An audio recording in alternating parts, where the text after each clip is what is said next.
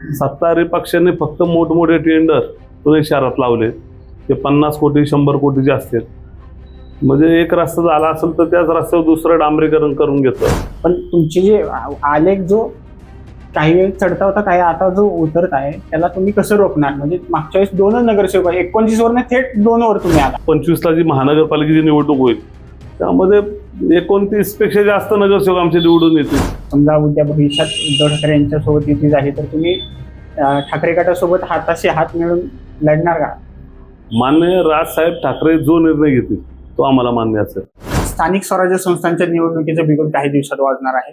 यासाठी काही पक्षांनी तयारीला सुरुवात केली आहे. यात पुण्यातील काही महत्वाच्या म्हणजे भाजप, मनसे, शिवसेना, ठाकरे गट, शिवसेना, शिंदे गट यांनी सुद्धा तयारीला सुरुवात केली आहे. याच पार्श्वभूमीवर आपल्यासोबत बोलण्यासाठी आहेत साईनाथ बाबर. काही दिवसापूर्वी राज ठाकरे यांचा दौरा झाला होता. त्या दौऱ्यात नेमकं तुमची महापालिका निवडणुकीच्या दृष्टीनं काय चर्चा झाली आणि काय निर्देश दिले राज ठाकरे यांनी? खरं तर मागच्याच आठवड्यामध्ये माननीय राजसाहेब ठाकरे यांचा पुण्याचा दौरा झाला. दौऱ्यामध्ये संपूर्ण पुणे महानगरपालिकेच्या निवडणुकीच्या संदर्भात राजसाहेबांनी संपूर्ण आढावा घेतला. कोणत्या भागामध्ये पक्षाचे किती पदाधिकारी आहेत, किती सक्रिय आहेत, किती निष्क्रिय आहेत, त्यासाठी संपूर्ण पुणे शहरामध्ये काही पदाधिकाऱ्यांची नेमणुका केलेल्या आहेत. जे त्या भागात जाऊन त्या पदाधिकाऱ्यांची माहिती घेऊन, त्याचबरोबर त्यांची कार्यपद्धतीची माहिती घेऊन, त्या भागामध्ये यादी प्रमुख आहेत की नाही, म्हणजे आमच्याकडे गटाध्यक्ष म्हणलं जातं, ते गटाध्यक्ष आहेत की नाही, तर नसतील तर ते कशा पद्धतीने उभे केले पाहिजे. प्रत्येक मतदार यादीवर आपल्याला लोक कशी उभी करता येईल त्या दृष्टिकोनातून आम्हाला काही सूचना केलेल्या आहेत. त्या सूचनेनुसार आम्ही सर्व पदाधिकारी पुणे शहरातले आज काम करतोय. मला वाटते महानगरपालिकेच्या दृष्टिकोनातून चांगलं काम सध्याला सुरू आहे. विधानसभेच्या निवडणुकीमध्ये 4 मतदारसंघांमध्ये आम्ही निवडणुका लढल्या आणि त्या लढत असताना खूप चांगल्या पद्धतीची मतदान, म्हणजे एकटा पक्ष असताना सुद्धा ज्या पद्धतीचं मतदान झालं, मला वाटतं की येणाऱ्या महानगरपालिकेच्या निवडणुकीमध्ये नक्कीच चमत्कार घडेल.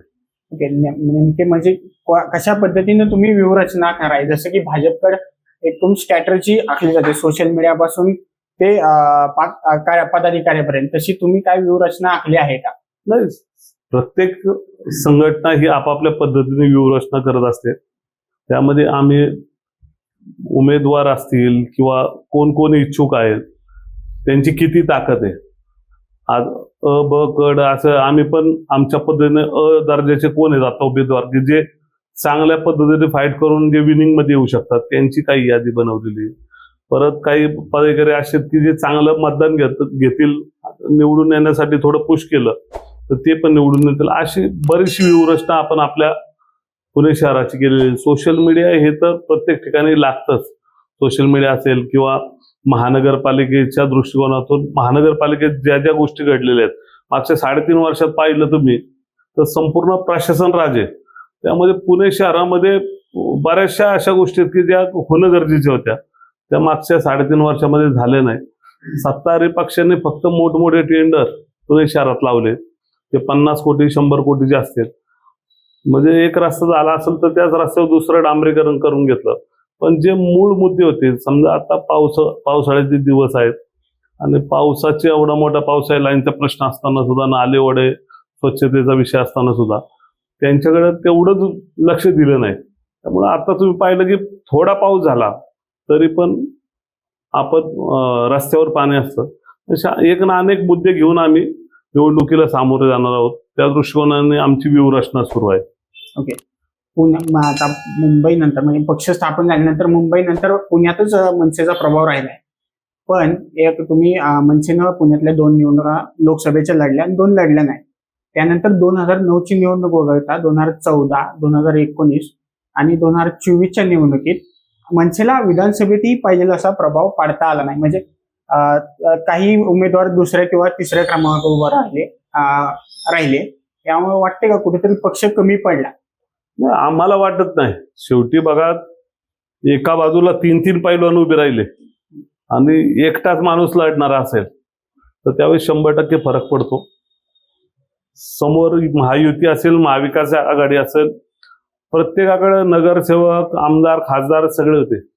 आमच्याकडं आमची ताकद फक्त कार्यकर्ता आहे आणि कार्यकर्त्यांच्या जीवावर प्रत्येक मतदारसंघामध्ये तुम्ही पाहिलं असेल की 30-40 हजार ते 70 हजारापर्यंत मतदान पुणे, मुंबई, नाशिक आमच्या जे मुख्य शहर आहेत त्या ठिकाणी झालेले आहे.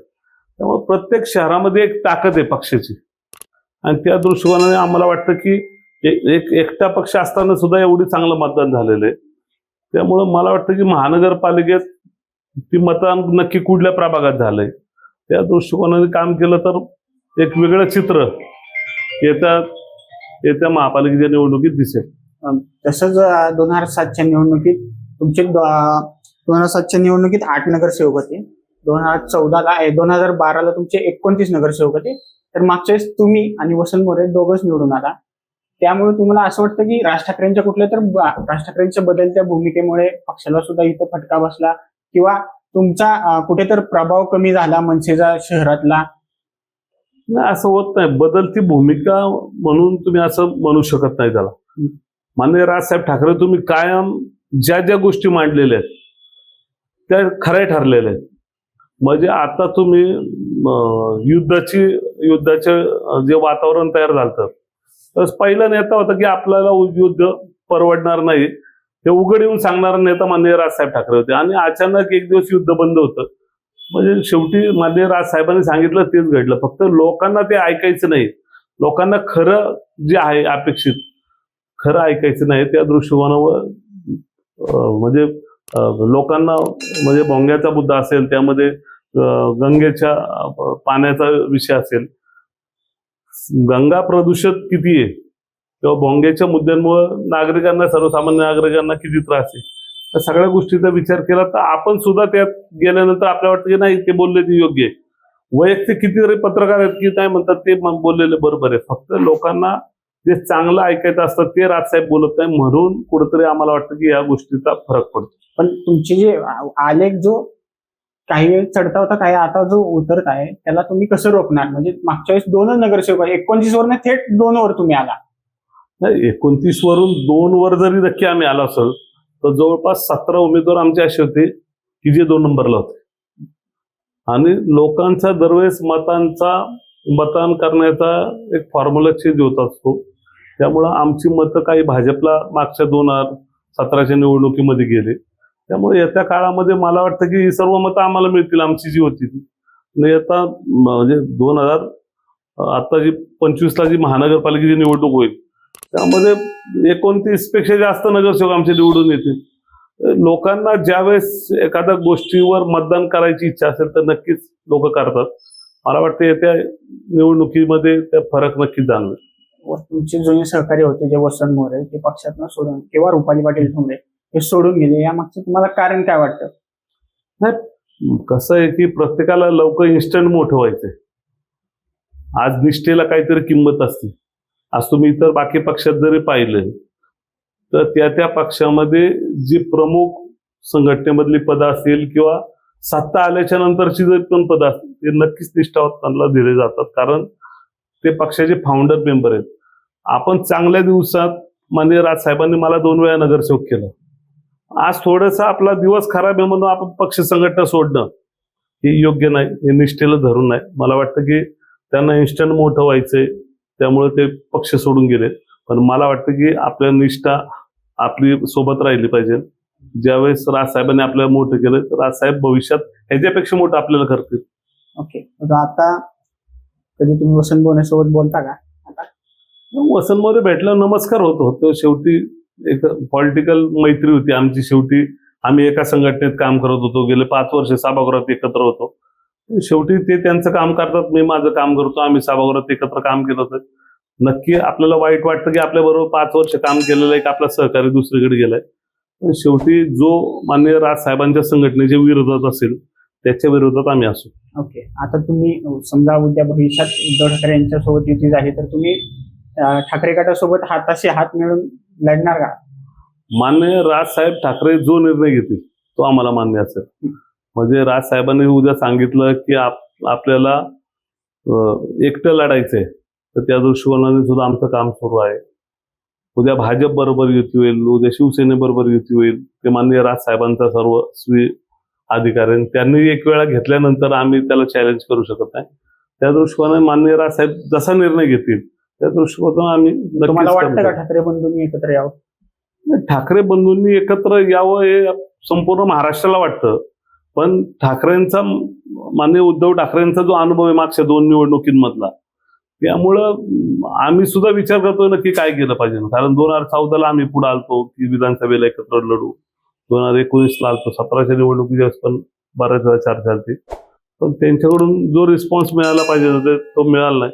त्यामुळं आज त्यांच्याकडून फक्त सकारात्मक चर्चा होती, पुढे येऊन कोण बोलत नाही, पुढे येऊन काही तुम्ही प्रस्ताव ठेवत नाही. त्यामुळं भविष्यात काय होईल ते आज तरी सांगू शकत नाही. देवेंद्र फडणवीस आणि राज ठाकरेंची पण भेट झाली. भविष्यात भाजप आणि मनसे एकत्र आली तर तुमचा निर्णय काय असणार? कारण तुम्ही इथं पुण्यात भाजपला अंगावर घेतले, भाजपवर टीका केली, पण ते कसं जुळवून घेणार तुम्ही? माननीय राजसाहेब ठाकरेंनी जो निर्णय घेतील, मी सांगितलं ना की ते जुळवायच्या नंतरचा भाग आहे. राजसाहेबांनी निर्णय घेतल्याच्या नंतरच्या गोष्टी आहेत. राजसाहेबांनी निर्णय घ्यावा, त्यानंतर आम्ही कशा पद्धतीने जुळवून घ्यायचं ते नक्की घेऊ. कोथरूड असो, कसबा असो, हडपसर किंवा खडकवासला हे तुमचे बालेकिल्ले आहेत. इथे तुमचा प्रभाव असा कुठतर कमी झाला असं वाटत नाही का? कारण जी मनसेची आक्रमक भूमिका होती आधी, तोडफोड करणे हे ते आता कुठेतरी कमी झालेलं दिसते. लोकांच्या मनातून ही मनसेबद्दल जी आत्मीयता होती ती आता कमी झालेली दिसते. असं काय नाही. तो बघा, आता आम्ही तोडफोड केली तरच लोकांची आत्मीयता आहे असं होत नाही. आम्हाला वाटतं की आमच्या मुलांवर आज प्रत्येकावर 25-25 केसेस आहेत. माझ्यावर जवळपास 25-27 केसेस आहेत. आम्ही ज्या ज्या ठिकाणी आपल्याला वाटतं अन्याय होतो त्या ठिकाणी आम्ही विनंती करतो, तक्रार पोलिसांना देतो. त्यानंतर पण होत नसेल तर शेवटी पर्याय नसतो, मग मनसे स्टाईलनी आम्हाला उतरावं लागतं. आम्ही पण वाट पाहत असतो की आम्हाला वाटतं कायदेशीर भाषेमध्ये झालं पाहिजे, पण काही लोकांना कायदेशीर भाषाच कळत नसेल तर महाराष्ट्र नवनिर्माण सेनेची जी भाषा आहे ती लवकर कळते. त्यामुळे असं कुठेही नाही की मनसेचा कुठेतरी प्रभाव कमी झाला आहे किंवा मनसे कुठेतरी वेगळ्या पद्धतीने करतोय. आम्ही आमच्या पद्धतीने काम करतो. लोकांना सगळ्या पक्षात फिरून झालं म्हणजे काम होत नसेल, ते काम महाराष्ट्र नवनिर्माण सेनेच्या कार्यालयामध्ये होतं. हे लोकांना विश्वास आहे. बरीचशी लोक सगळीकडे फिरून येतात आणि त्यानंतर महाराष्ट्र नवनिर्माण सेनेच्या कार्यालयातून काम होतं. मला वाटतं तोच आमचा खरं तर खऱ्या पद्धतीने पक्ष पोहोचलेला आहे लोकांपर्यंत. लोकांचा विश्वास सुद्धा आमच्या संघटनेवर आहे. मनपा निवडणुकीत तुम्ही किती जागा लढणार किंवा स्वबळाची ही तयारी केली आहे का तुम्ही? आज तरी आम्ही स्वबळाच्या तयारीने काम करतोय. प्रत्येक ठिकाणी, प्रत्येक वॉर्डामध्ये कोण कोण इच्छुक आहेत, किती काय परिस्थिती, तिथं यादीवर लोक किती आहेत किंवा यादीवर किती लोक आपण काढलेली आहेत, त्या दृष्टिकोनातून काम चालू आहे. आज तरी एकटं लढण्याच्या दृष्टिकोनाने तयारी करतोय. माननीय राजसाहेबांनी उद्या कुठलाही निर्णय घेतला तर त्यांच्या बरोबरच आहे. धन्यवाद.